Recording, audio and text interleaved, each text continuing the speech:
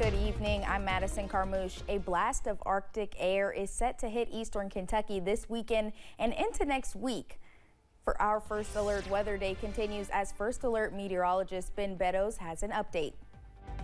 Well, it is a cold evening across our area with current temperatures right now generally into the lower 30s, just below freezing. 31 in Jackson, Hazard, Manchester, London at 31 right now. We are 33 in Williamsburg, 29 in Harlan, 28 in Wise, 30 in Clintwood, and 29 degrees right now in Grundy. As we look at the forecast for tonight, we'll see temperatures fall down generally into the mid-20s as we'll look at seeing a few snow showers as we go into the later part of the night tonight. Winds out of the west-southwest at 10 to 15 miles per hour. So we also are looking at tomorrow a very cold day. We're going to have snow flurries across our area, but those wind chills, they're going to stay into the teens throughout the day.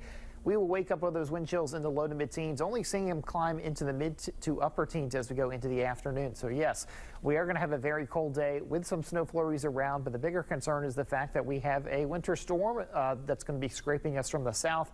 We have winter storm watches up for Wise County, also the city of Norton into Lee County, Claiborne County, and also Campbell County, because those areas could see 3 to 5 inches of snow. Now, we could also see a lot of advisories posted as well for the rest of our area, but a lot to talk about. More details coming up. Ben, thank you. We have an update on the Letcher County school bus crash that happened yesterday on Kentucky 932. Arley Boggs Elementary School confirmed that one of the students was taken to UK Hospital and underwent a 4-hour surgery. The surgery was to repair his muscle, nerve, and ear canal. His mother told the school that he would be in the hospital for the next few days.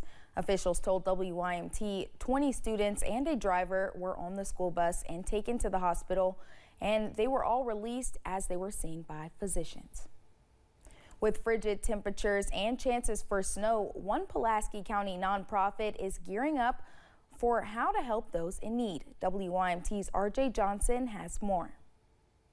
As temperatures begin to decrease, officials with Help the Homeless are continuing to keep people warm.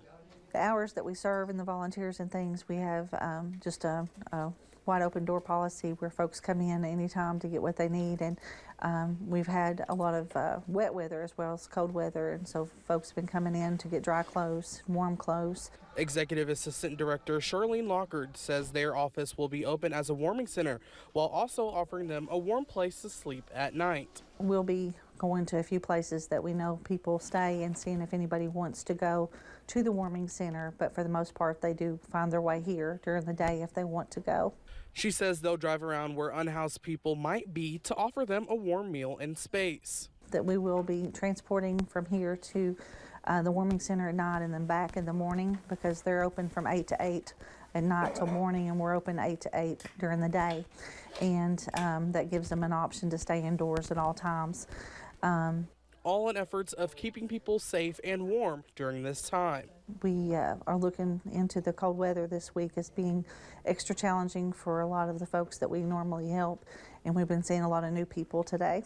We're just trying to keep them as warm as possible if they're going to stay out in the weather, but we're hoping that most will choose to go to the warming center at night.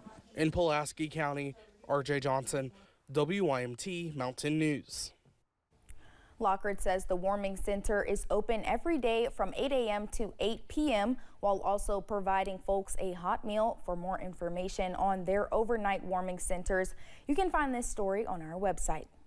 A new study is shedding light on what Kentuckians think about homelessness in our state. The study, published by Cirso Institute, found that most Kentuckians, regardless of political party, agreed on a number of topics related to homelessness.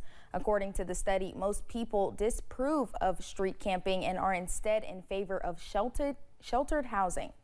The truth is that something has to be done, and people see that, and they know that it's not compassionate to leave folks on the street to the elements and the dangers of what that brings to them. I respect everyone's opinion, but I think that what's missing here, what about the voices of the people who are experiencing homelessness?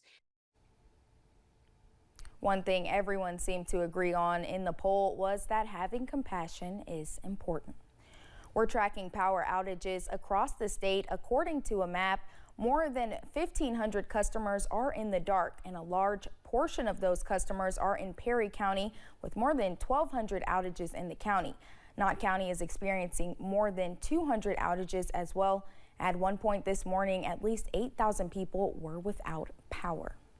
Frankfort will be quieter Monday. The legislature won't meet because of Martin Luther King Jr. Day. Communities across the state will have events, including Lexington, which include the Freedom March Monday afternoon. MLK Day has been a federal holiday since the 1980s, and Lexington has had the King holiday observance since 1973, 5 years after the tragic assassination of the civil rights leader. And in Hazard, the location of the Martin Luther King Day program has been moved. The program was originally going to be at Consolidated Baptist Church at noon, but it will now be at City Hall at noon, with doors opening at 11 a.m. for food drop-off. The march route has also changed and will now be down High Street to City Hall. While Monday honors the life and legacy of Dr. Martin Luther King Jr., one Eastern Kentucky community came together to celebrate and gain insight from Dr. King. Hundreds of folks gathered at the Benham Schoolhouse Inn in Harlan County for the 21st annual Martin Luther King Jr. Celebration Luncheon. Along with honoring Dr. King, Southeast Kentucky Community and Technical College honored the late Benny Massey, a man who lived a life fighting for Eastern Kentucky. Well, I think it's so important to see community members who have really fought for things like equal pay, equal rights, better working conditions. It really puts forth a very good example for young individuals that they can see that they can fight for those same rights and that they can make differences in their communities and that they can make differences right here in the mountains. The celebration was attended by members of Massey's family. We will have more from the MLK Jr. Celebration Luncheon tonight at 11. A Southern Kentucky woman is home after a life-changing infection. Cindy Mullins is now recovering from surgery at her Lincoln County home. She's lost 2 legs and will soon lose her arms due to a kidney stone infection. Today, her community turned out to welcome her home. How fast it has happened, and they told me they can't even put a percentage on how close I was to dying. So if you can't see God in all that. Mullins works for a doctor's office and is vowing to return to work. An Eastern Kentucky teacher is working to make this Valentine's Day extra special for her students. She called on the community for help, and as Samantha Valentino shows us, they've already exceeded her expectations. A lot of teachers tell me all the time, like, I don't know how you do it, but I couldn't imagine doing anything differently. Desiree Stowers teaches students with moderate to severe disabilities at Olive Hill Elementary School. The children in her class range from ages 5 through 11. These kids just hold a special place for me. That's why Stowers often goes the extra mile to make her students feel important. For her Valentine's Day project, she needed some help from the community. I was thinking about, pen pals. I've had friends that have lived, far away and overseas, and it literally, I was thinking about that. I was like, I've got a few friends that I'm sure I could get to send a card. Then she shared her idea on social media. I was shocked when overnight it kind of, just blew up. Her goal was to receive at least 1 Valentine's Day card from every state. I think we have almost reached that goal. There was like 3 or 4 states that I hadn't heard from. I think like Connecticut, New Hampshire, some of those more northern states. But the project is no longer restricted to the 50 states. I've had several people reach out from Australia. I've had a few from New Zealand, Ecuador, Sweden. It's crazy. Friends and strangers alike have gone the extra mile to help Stowers and her students feel loved this Valentine's Day. I'm thrilled to see all these Valentines coming in from overseas to my class to make them feel special. In Carter County, Samantha Valentino, WKYT.